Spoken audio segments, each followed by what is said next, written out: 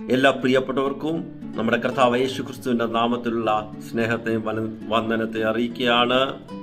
ഇന്നും സന്തോഷകരമായി ഒരു പ്രഭാതം, ഒരു ദിവസം കൂടി കർത്താവ് നമുക്ക് തന്നല്ലോ. കർത്താവിന് നന്ദി അർപ്പിക്കുന്നു. ഹല്ലേലൂയ. ഇന്ന് ദൈവത്തിന്റെ പരിശുദ്ധാത്മാവ് എന്നെ കേൾപ്പിച്ച ഒരു ദൈവശബ്ദമാണ് ഞാൻ നിങ്ങളോട് ഷെയർ ചെയ്യുന്നത്. വളരെ വേഗത്തിൽ പറഞ്ഞ് നമ്മൾ പ്രാർത്ഥിക്കാൻ തക്കവണ്ണം പോവുകയാണ്.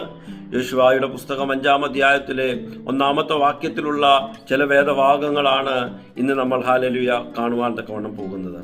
അമോര്യ രാജാക്കന്മാരൊക്കെയും സമുദ്ര തീരത്തുള്ള കനാന്യ രാജാക്കന്മാരൊക്കെയും കേട്ടപ്പോൾ അവരുടെ ഹൃദയം ഉരുകി. ഇസ്രായേൽ മക്കൾ നിമിത്തം അവരിൽ അശേഷം ചൈതന്യം ഇല്ലാതെ ആയി.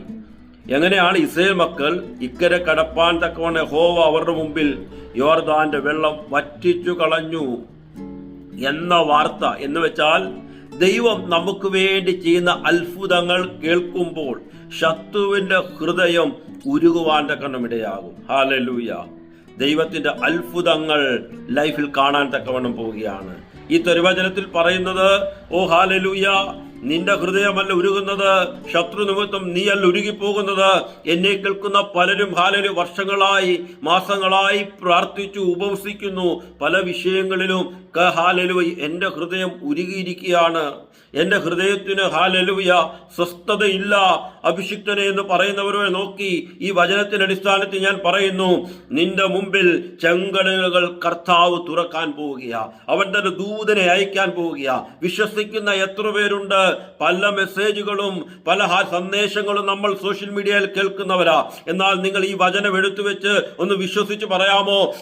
നിങ്ങളുടെ ഹൃദയത്തിലേക്ക് ഒന്ന് കരം വെച്ചിട്ട് പറയാമോ, കർത്താവേ, എന്റെ ഹൃദയമല്ല ഉരുകുന്നത്, ശത്രുവിന്റെ ഹൃദയം ഉരുകി പോകത്തക്കവണ്ണം ദൈവത്തിന്റെ ഒരു പ്രവൃത്തി എന്റെ ജീവിതത്തിൽ ഉണ്ടാകുമെന്ന് ഹല്ലേലൂയ നിങ്ങൾ നിങ്ങളുടെ നാവ് കൊണ്ട്, അതരം കൊണ്ട് തുറന്ന് പറയാൻ ഹല്ലേലൂയ ഈ സമയം ഉപയോഗിക്കുന്നുവെങ്കിൽ ദൈവത്തിന്റെ ഫേവർ ഇപ്പോൾ മുതൽ നിങ്ങൾക്ക് തുറന്നു വരികയാ.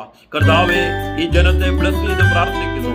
ഈ കർത്താവ് ഈ ചെറിയ സന്ദേശത്തിൽ കൂടി കർത്താവ് ഞങ്ങളോട് സംസാരിച്ചല്ലോ. എല്ലാ മാനവും ബഹുമാനവും പുകഴ്ചയും കർത്താവ് യേശുവിന് നൽകുന്നു. യേശുവിന്റെ നാമത്തിൽ തന്നെ ആമേൻ.